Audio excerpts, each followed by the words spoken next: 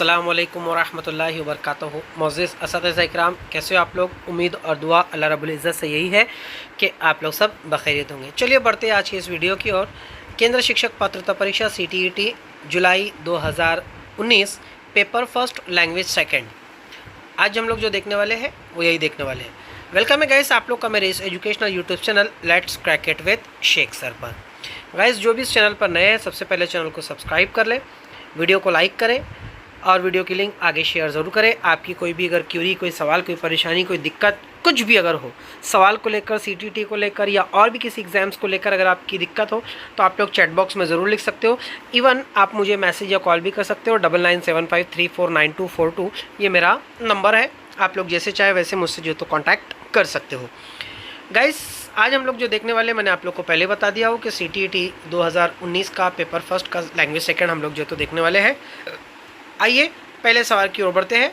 पहला सवाल है आप लोग का क्वेश्चन नंबर 136। क्या कहता है, उस्ताद चौथी जमात के तलबा के किसी मौजू पर आज़ादाना तौर पर लिखने की हौसला अफजाई कर सकता है अगर मौजू मुताल्लिक हो।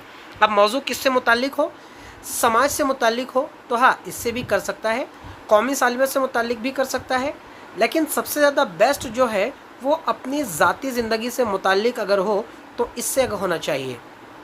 यहाँ पे माहौलियाती मसाइल भी नहीं, कौमी सालमियत भी नहीं, समाजी मसाइल भी नहीं, यानी अपनी ज़ाती ज़िंदगी से मुताल्लिक अगर है तो उस्ताद उस मौजू पर तलबा की लिखने के तौर पर जो तो हौसला अफजाई जो तो हो बिल्कुल आज़ादाना तौर पर जो तो कर सकता है। यही हमारा जो तो आज का जवाब सही है। आइए अगले सवाल की ओर बढ़ते हैं। सवाल नंबर 137, किसी ज़बान की किसी गैर रस्मी आमोजिश में कौन शामिल है?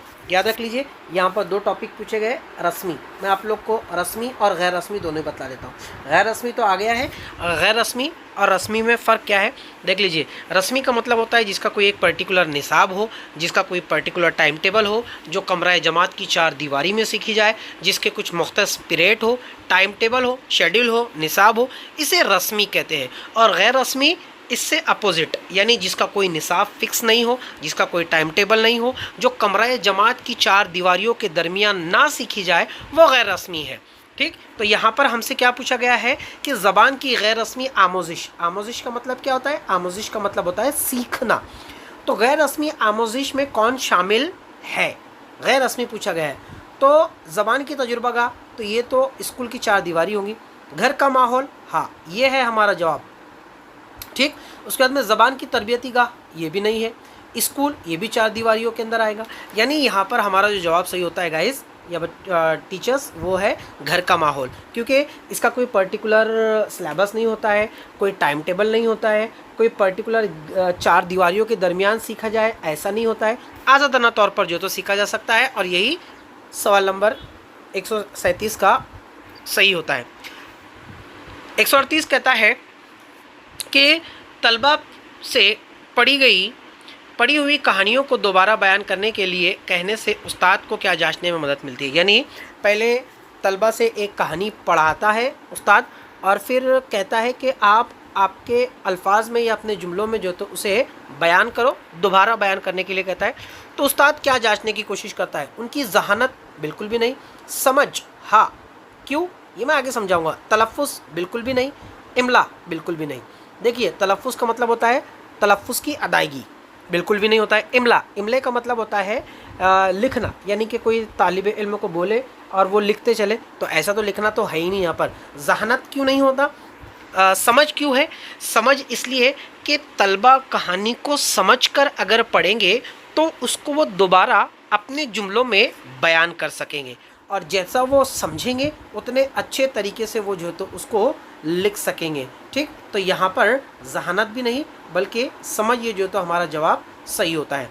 आइए सवाल नंबर 139 की ओर बढ़ जाते हैं। सवाल नंबर 139 है जो हमारी आमोजिशी दुश्वारियाँ और कठिनाइयाँ है उस पर डिपेंड करता है।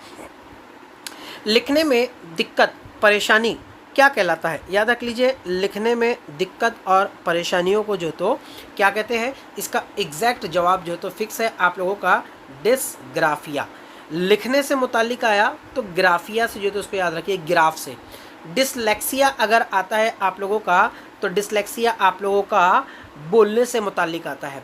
डिसकैल्कुलिया आप लोगों का जो है तो कैलकुलेशन से मुतालिक आता है, और डिस्फोरिया में जो है तो बच्चा जो तो हकला कर बोलता है। तो इस तरीके से जो तो ये जवाब होते हैं। यहाँ पर हमारा जो जवाब सही है वो है डिस्ग्राफिया, लिखने से मुतालिक है। ठीक, दुश्वारियाँ और कठिनाइयाँ कौन कौन सी होती है इसकी एक झलक देख लेते हैं। देख लीजिए, ज़बान से मुतालिक आमोज़िशी दुश्वारियाँ, नुकाइस, जिसे हिंदी में कहते हैं भाषा संबंधित शैक्षणिक कठिनाइयाँ। गाइस, ये सवाल आप लोगों को सिर्फ उर्दू में नहीं बल्कि Urdu, English, Hindi, Marathi, science, maths, EVS, CDP और तमाम ही मज़ामीन जो सीटीईटी में आप लोग पढ़ रहे हो सभी में आप लोग को जो तो ये पूछे जाएंगे। यहाँ पर 7 बीमारियाँ या 7 दुश्वारियाँ जो तो मैंने आप लोग को बताया हूँ, डिसकैल्कुलिया, डिसलेक्सिया, डिस्ग्राफिया, डिस्फीजिया, डिप्रेक्सिया, डिस्मोर्फिया, डिस्थीमिया, ये 7 के 7 जो है तो दुश्वारियाँ है। इसके ऊपर वीडियो मैंने अल्हम्दुलिल्लाह बना चुका हूँ, तफसील में, डिटेल में, उर्दू, इंग्लिश, हिंदी, मराठी चारों ही ज़बानों में जो तो बनाया हूँ। आप लोग उसको जो तो प्लेलिस्ट में जाकर देख सकते हैं, या इसके डिस्क्रिप्शन में मैं जो तो उसकी लिंक शेयर कर दूँगा, वहाँ से आप लोग जो तो देख सकते हैं। अगले सवाल की ओर बढ़ते हैं। पढ़ने का मतलब सिर्फ लिखे हुए मतन की अदायगी नहीं बल्कि उसमें यह भी अहम होता है। यानी आप अगर कोई मतन को पढ़ रहे हो तो सिर्फ उसके अल्फाज की अदायगी के साथ में उसको पढ़ लेना यही अहम नहीं होता, इसके साथ साथ एक और चीज़ अहम होती है, और वो क्या होती है, ये 4 ऑप्शन में से देख लीजिए। एक, अच्छे मुकर्रिर हो। तो अच्छा मुकर्रिर कैसे होगा? मुकर्रिर का मतलब होता है बयान करने वाला, तो मुकर्रिर का तो यहाँ पर हो सवाल ही नहीं आता है, काट दीजिए। मतन के मानी को समझे। हाँ, ये जवाब जो तो बिल्कुल सही है हमारा, कि हम लोगों को मतन को सही तरीके से समझना भी है। पढ़ना तो है अल्फाज की अदायगी के साथ साथ, लेकिन उसकी मानी को भी हमको जो तो समझना है।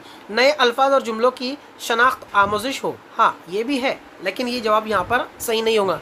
नए अल्फाज की अदायगी में हाइल परेशानियाँ हो, ये भी हो सकता है, लेकिन जवाब यहाँ पर हमारा बेस्ट और बेस्ट यही है कि मतन के मानी को जो तो वो समझे। जवाब सवाल नंबर 141 क्या कहता है?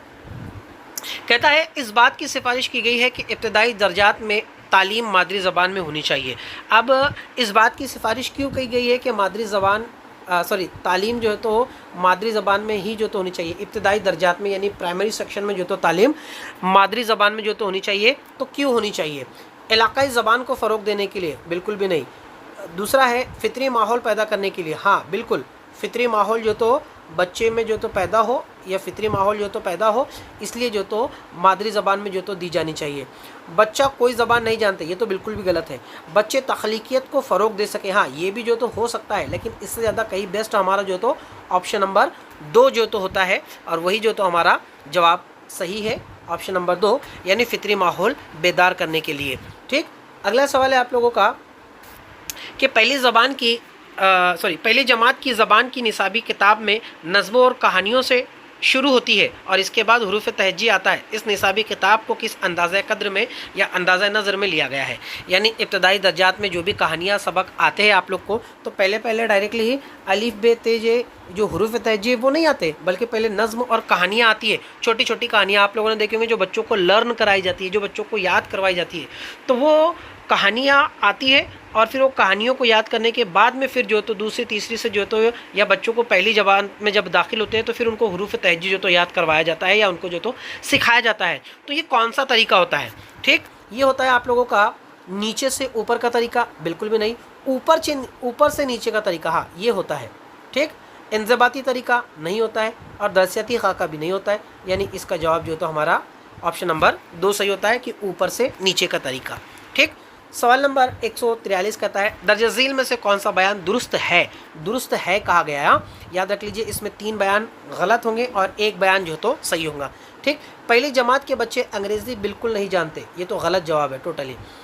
बच्चे तजुर्बात का ख़जाना लेके स्कूल आते हैं, हाँ लेव गायस्की जो तो यही बात कहते हैं कि बच्चे स्कूल में तालीम का एक ख़जाना लेकर जो तो स्कूल आते हैं। ये जवाब, ये बयान जो तो बिल्कुल सही है। चौथा और तीसरा देख लेते हैं। बच्चे खाली स्लेट की तरह होते हैं, यानी बच्चे स्कूल आते हैं तो वो एक खाली स्लेट की तरह होते हैं। बच्चों को खाली स्लेट कहाँ ही नहीं जा सकता। ठीक, उसके बाद में बच्चों को जब से अल्फाज रटाना कहाँ से जो तो तालीम का मकसद हुआ, ये भी नहीं है। यानी यहाँ पर जो है तो हमारा ऑप्शन नंबर 2 जो है तो ये बिल्कुल सही हो गया, कि बच्चे तजुर्बात का एक ख़जाना लेकर जो तो वो स्कूल आते हैं। ठीक, आइए सवाल नंबर 144 की ओर बढ़ जाते हैं। बहुत अच्छा सवाल है, ये भी लेव वाइगोस्की की थ्योरी की तरफ जो है तो इशारा करता है। मैं वो भी आप लोग को बताने की पूरी कोशिश करूँगा।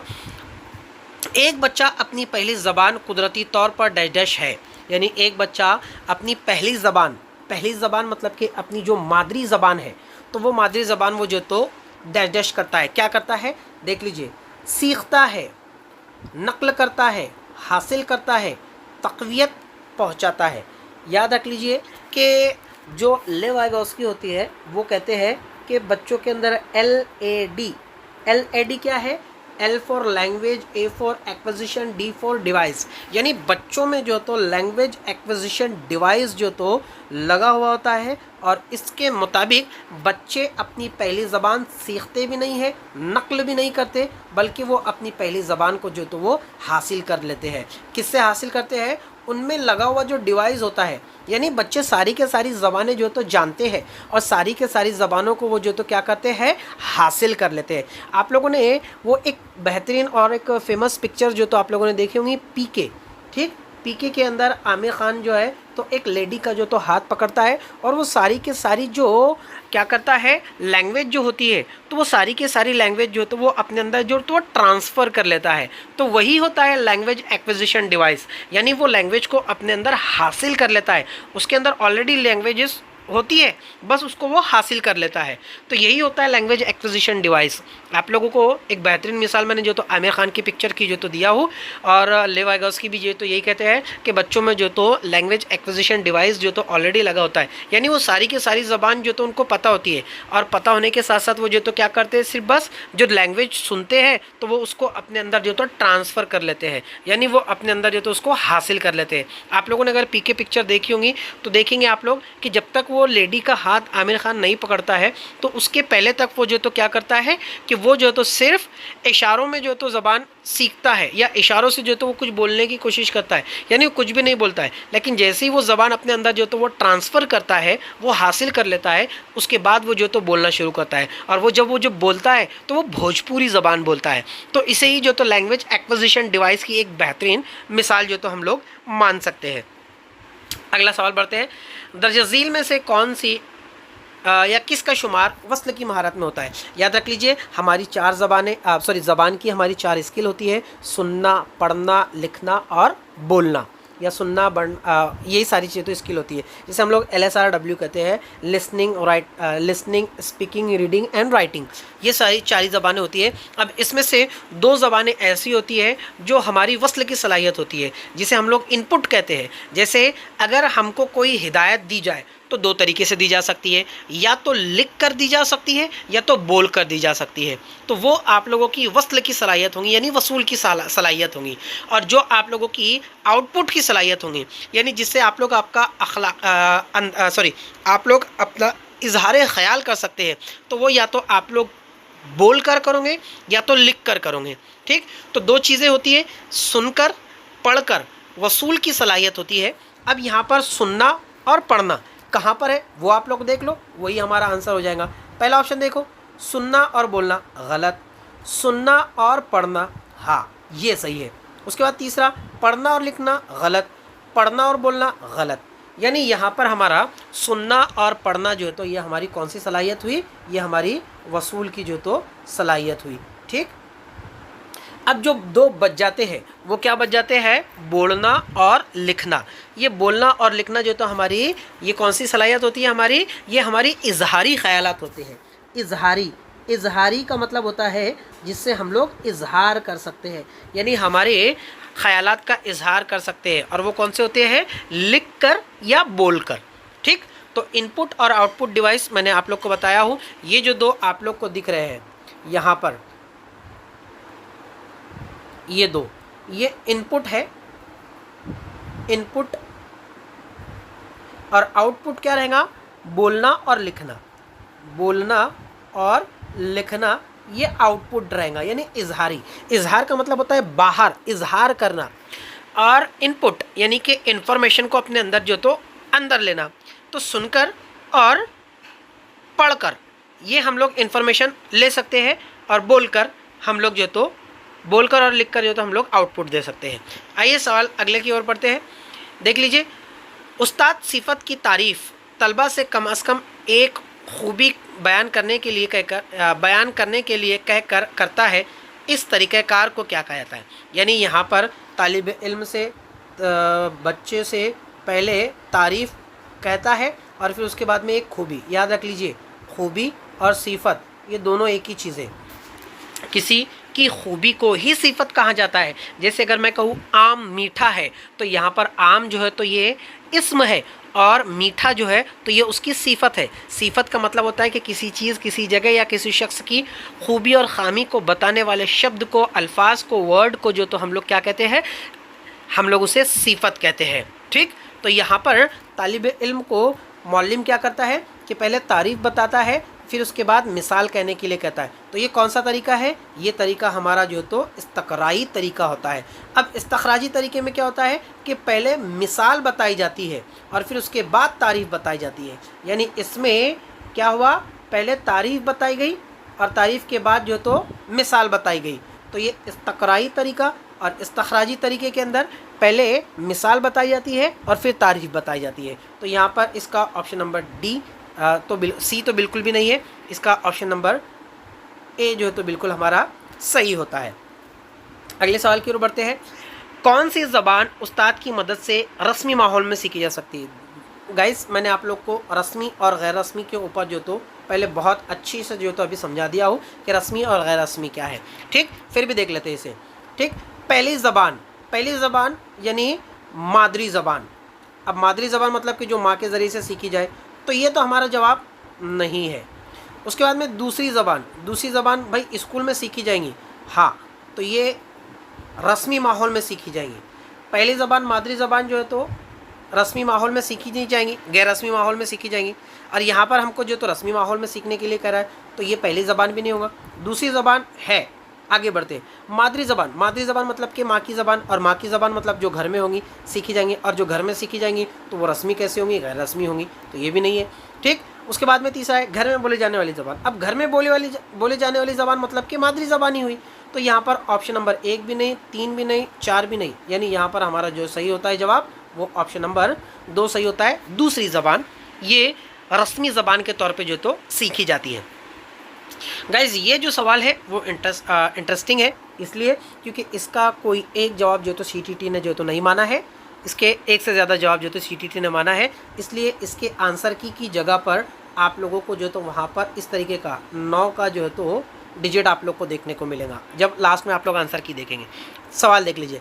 उस्ताद नन्हे तलबा को अल्फाज की तदरीस के लिए हकीकी अशिया का इस्तेमाल करता है, क्योंकि अब उस्ताद तलबा को तदरीस करने के लिए, नए अल्फाज सिखाने के लिए हकीकी अशिया का मतलब होता है रियलिस्टिक चीज़ें।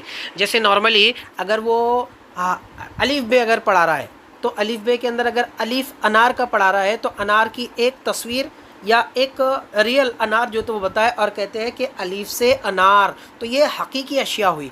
अब ऐसे पढ़ाने के लिए जो तो वो ऐसी अशिया का इस्तेमाल क्यों करता है? तो सबसे पहले देख लीजिए, हम सिर्फ अशिया की मदद से ही अल्फाज की तदरीस कर सकते हैं। ये ऑप्शन तो बिल्कुल गलत है, क्योंकि सिर्फ का ऑप्शन आया। याद रख लीजिए, मैंने एक वीडियो ये भी बनाया हूँ कि पॉजिटिव और नेगेटिव टैगवर्ड के ज़रिए से हम लोग जो तो आंसर तक कैसे पहुँचे, उसकी भी जो तो या उसकी जो लिंक है वो मैं इस डिस्क्रिप्शन बॉक्स में डाल दूंगा, आप लोग जो तो वहाँ से उसको देख सकते हैं। ऑप्शन नंबर 1 तो काट दीजिए। ऑप्शन नंबर 2, ये लफ्ज़ों के सही तलफ़्फ़ुज़ की तदरीस में माउन होते हैं। हाँ, ये हो सकता है। उसके बाद में तलबा जो चीज़ें हकीकी ज़िंदगी में देखते हैं, इनसे मरबूत करने और अपनी मादरी ज़बान में अदा करने में माउन होते हैं। सबसे बेहतरीन आंसर अगर मुझे इसका कुछ लगा तो वो ये लगा है। ठीक, चौथा भी देख लेते हैं।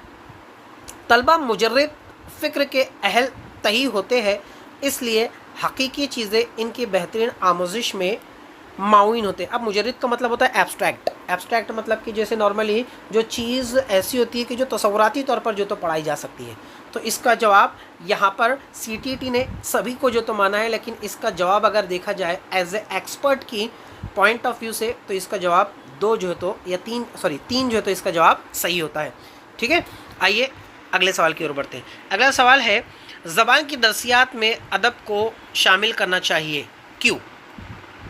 देख लीजिए।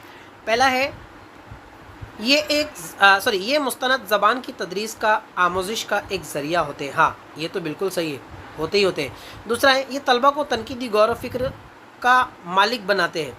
ये भी हो सकता है, लेकिन इससे बेस्ट हमारे पास में एक है, ये तलबा पर निसाब का बोझ कम करने में माऊन होते हैं, ये भी हो सकता है, लेकिन इससे ज़्यादा बेस्ट भी हमारे पास में, ये नए अल्फाज को सीखने में तलबा के लिए माविन होते हैं, ये भी हो सकता है, लेकिन इससे ज़्यादा बेस्ट हमारे पास में फिर एक ही है।